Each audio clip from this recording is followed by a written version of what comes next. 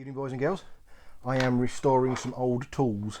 This is one I have been working on and I got it going lovely jubbly, gave it a nice clean up, and as you saw from the bit at the start, I've been doing this.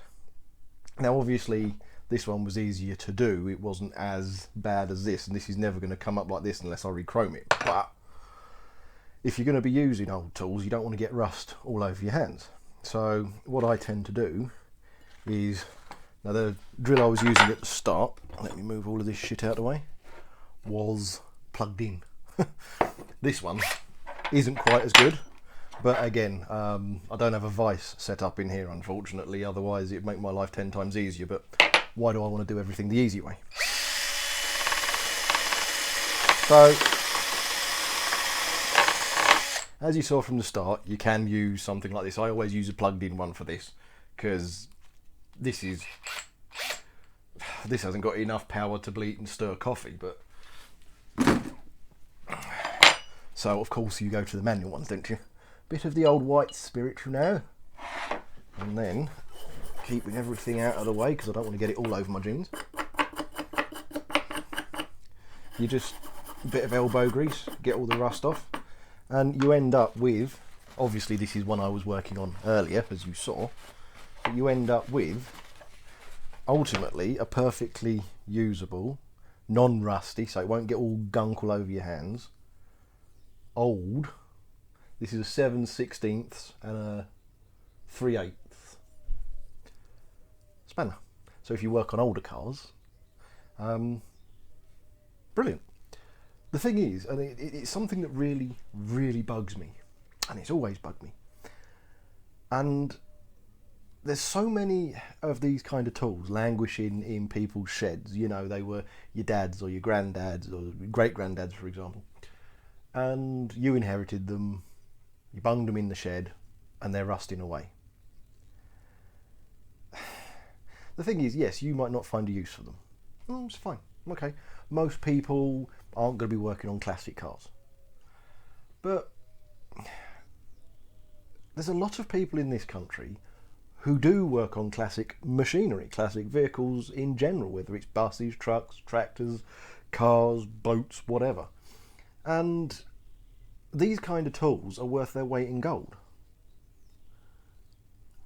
because they're the right sizes, the perfect right sizes.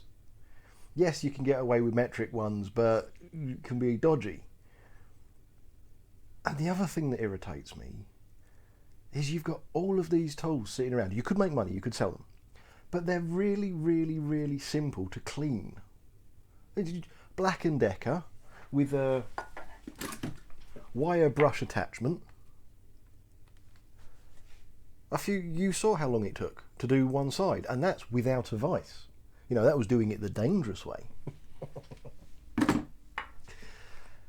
And bit of WD-40 to get right into it style thing, as I did on that side. As you might be able to tell on that's shinier than that side, because I used a bit of WD-40 and that, as you saw, and I got right into it. And it's unbelievably simple to do, really therapeutic. Don't laugh, but it is. It's really therapeutic, because you can just take yourself off to your shed, your garage, your man space, wherever it is, or woman space, I'm not judging, and just sit down with an old tool and bring it back. Costs virtually nothing. Literally costs nothing. I mean, we've all got WD-40, we've all got some kind of gunk spray, you know, degreaser, we've all got white spirits lying around, and these aren't exactly expensive, let's be fair. And you can slowly build up using your dad's old toolkit that he doesn't use anymore, or your granddad's one that you inherited, or whatever. You can build up a really useful toolkit. Let's say you clean it up, let's say you have a go, let's say you bring them back, and then you bung them on eBay. Sell them for a couple of quid. I mean, they've cost you nothing other than a couple of squirts of WD-40 and a couple of these. I mean, you're gonna make your money back, let's be fair. I find it fun. You know, taking something that was seized, that wouldn't do a damn thing, and okay, fair enough, you can buy adjustables 10 a penny. I mean, if you find an old adjustable that's completely seized and it's not going to come apart, I mean, this still locks up. That was intelligent, wasn't it? There you go. There you go. I need to keep doing this. I haven't greased it fully yet. I've just done some gunk and then cleaned it and then WD-40. So I might actually bung a little bit of grease in there in a minute. But if you come across an old seized one, then yeah, fair enough. Whatever. They're not expensive, and it doesn't really matter whether they're imperial, metric, or whatever, because they're adjustable.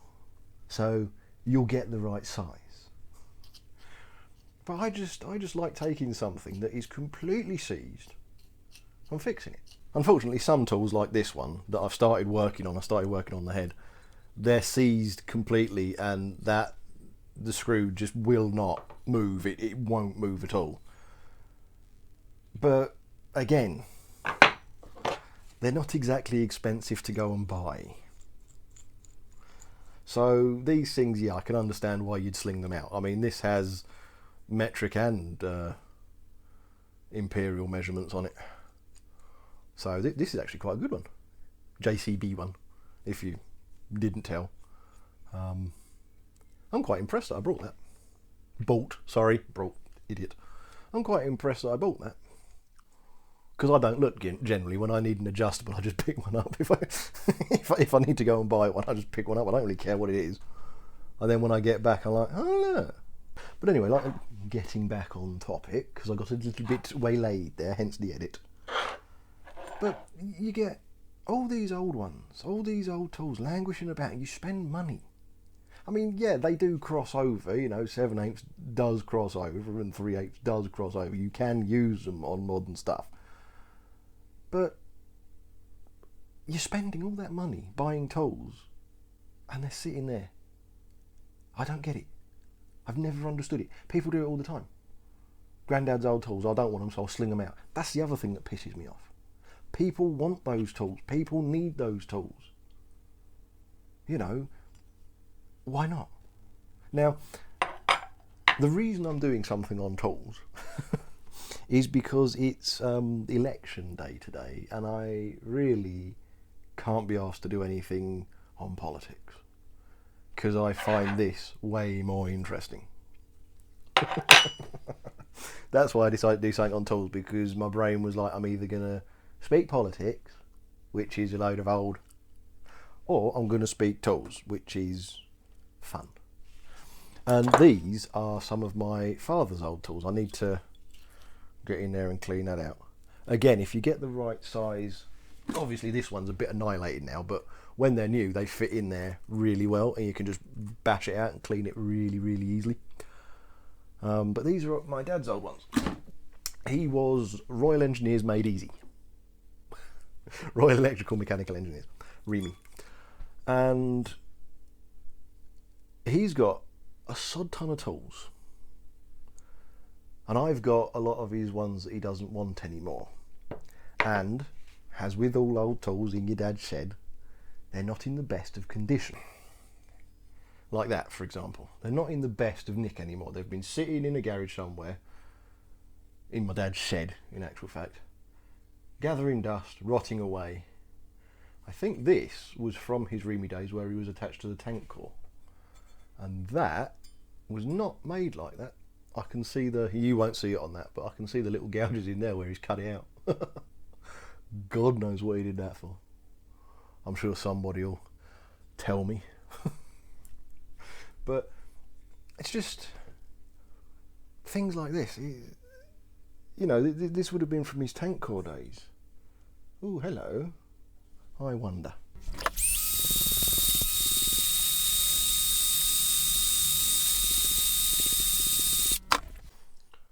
British brittle made, it's brittle, sorry, it's British made. Chrome alloy, 3/4, 5/8. Okay, there you go. Just languishing away. Didn't sell them or anything like that. Never going to use them again. Just leave them there. Might need it one day. It's like he's got a sod ton of tools, right? And I know he's never going to use them. It's bugging the crap out of me, because they're just Some of them are my mother's father's old tools as well. My dad's kept hold of. He's kept hold of the good ones, giving me all the crap ones.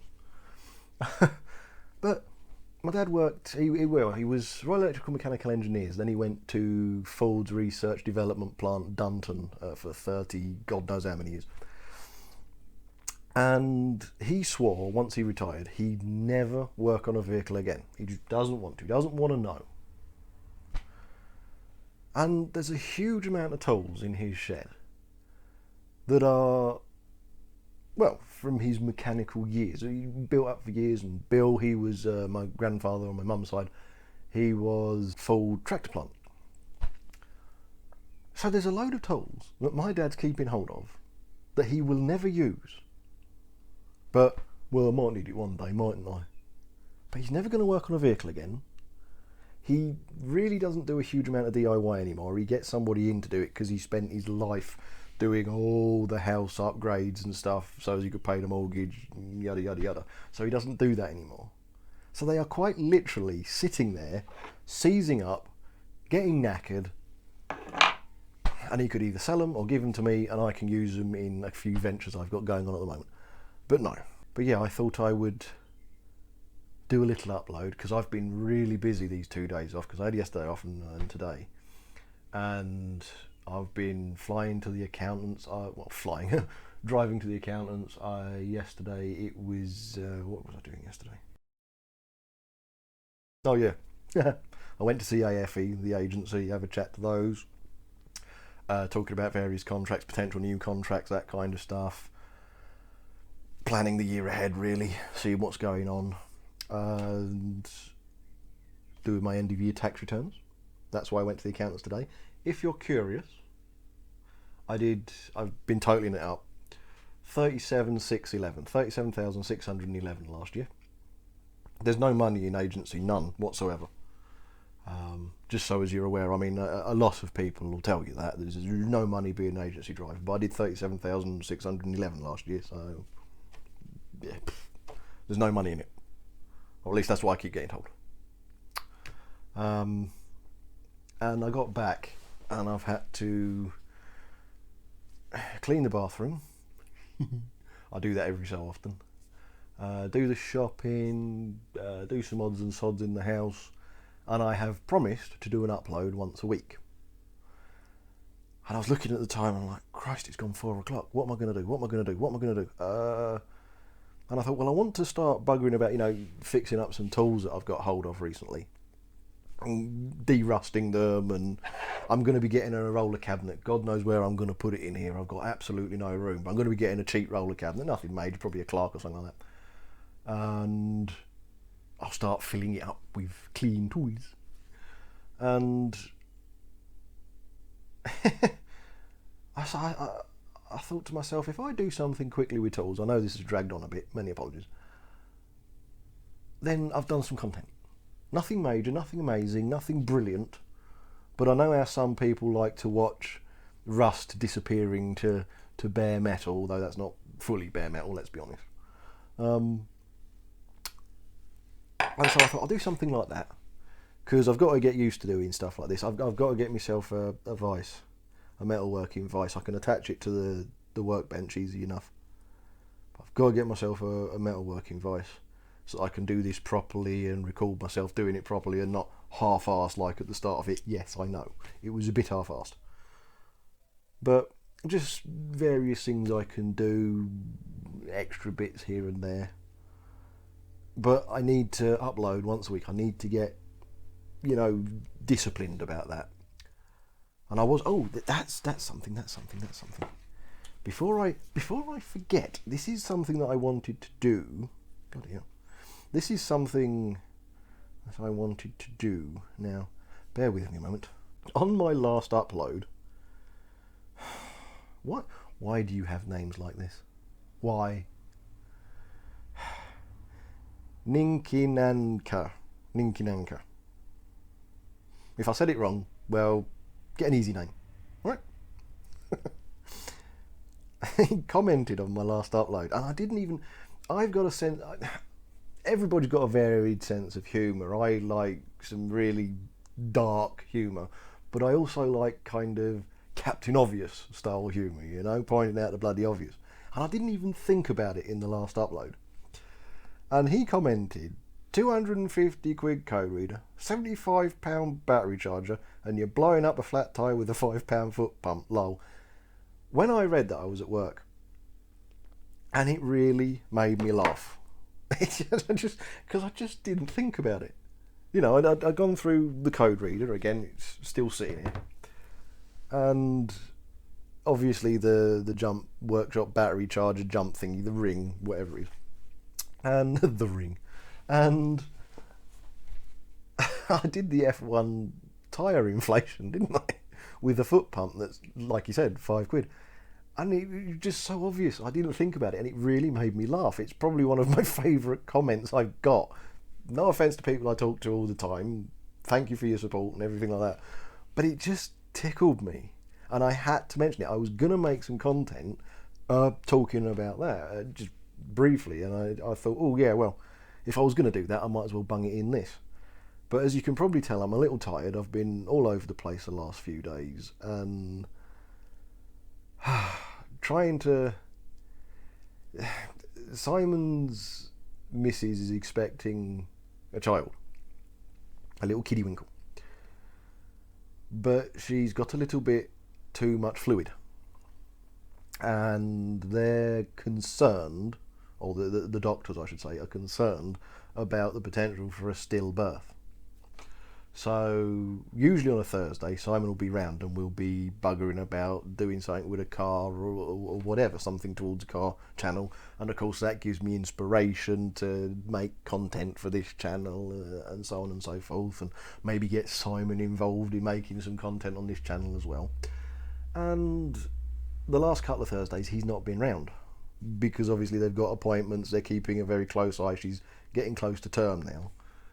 And so I'm kind of getting a lot of odds and sods done that take up a lot of time, even though it's not that much. My accountant is about an hour and 20 minutes away. Again, depend on traffic. I can do it in an hour, but he's about an hour and 20 minutes away. He's a very good accountant. I like using him. I've known him for a while. That's why I travel. That's why I don't go into town and use a local one. And you go to put your paperwork in. I've got to print out all the stuff that I can't find. Got to print out all my invoices. That takes some time. And then it's hop in the car, drive there, have a chat. Because again, looking at getting a mortgage, Bert's parents have agreed to guarantor us. They're 100% on board, depending on what we can get, obviously, mortgage-wise. So having a discussion with the accountant, so it's an hour and 20 there, you got the discussion with the accountant, it's an hour and 20 back, 3-4 hours already, depending on how long you're at the accountants. Have to stop do the shopping on the way back, so now you're on 5, pushing up to 6 hours again, depending on queues and depending on everything like that. Then you got to put the shopping away, then you got to do some cleaning, then you got to do some odds and sods, and then it's like, when the hell am I going to make the content? And that's what it's been like these last 2 days. It's just been small things, but I've got to travel to do them. It takes time to go and do that. So apologies for the lackluster approach of this, but I am a bit tired. I've done quite a few hours at work this week so far, and with everything I've been doing as well. But yeah, I've got to get a workup done from the accountant for the mortgage thing. That's what I was going to say.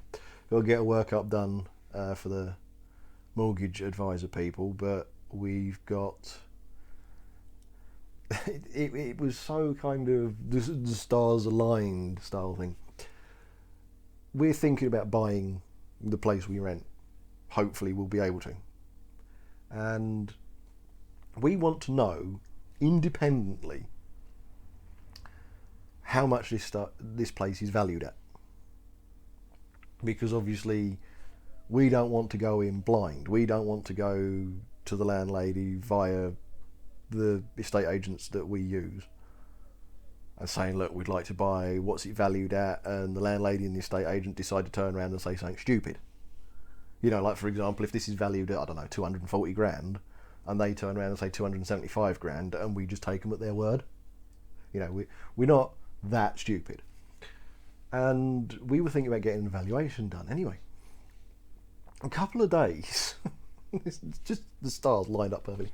A couple of days after thinking about that, or talking about doing that, sorry, a card comes through, you know, one of those little business cards from W.H. Brown, I think. I can't remember if it's W.H. or W.M. Brown. The estate agents saying, you know, people are looking for houses like this, we'd like to do a valuation, all that kind of stuff, offering free valuation. Not that valuation charge, but I don't know. I don't have a clue. Never done it before. Always been a renter, so, you know. And I just kind of looked at Bart and I was like, that's brilliant. So they're coming around tomorrow when I'm at work, and Bert's off, to do a valuation there. And obviously we've told them what we're planning on doing, so they're going to organise to see what kind of mortgages we can get via them, if they've got something on their books that we like, if we can't buy this, that kind of stuff. The accountant, my accountant, and this is another reason why I like him, and this is somebody else I've got to go see, works in partnership with a loan provider, a mortgage provider for businesses, private mortgages, all that kind of stuff. And if I go via them, my accountant can, because they work in partnership, he just sends them whatever they need to know when they need to know it. So it's all kind of dealt with there, so it makes my life slightly easier. So we're looking 3 different ways. One broker is Mortgage Shop in Braintree. That's who we're currently speaking to. Obviously tomorrow we've got estate agents come around to do the valuation and talk in depth about their stuff. And then I've got, it's never ending. And then next week, that's fun. There's a nest being built up there of bugs. Anyway, next week, Simon should be around on Thursday to do some more filming with the Jag. At some point, I am going to get sleep. Don't quite know when. But anyway, I did what I could. I promised that I'd do an upload a week, and I will keep doing an upload a week. I'll find something, whatever it is, however dull, however boring, or however interesting. Hopefully I won't be as tired next week. And if Simon is around on Thursday, he should be, I'll see if I can do something involving him. You know, a little behind the scenes. So, thanks for watching. Like, subscribe, share about, do whatever it is you usually do. See you in the next one, which will be next week. God knows what it will be about. Might even be about finishing that off. I don't know. Take care. See you later.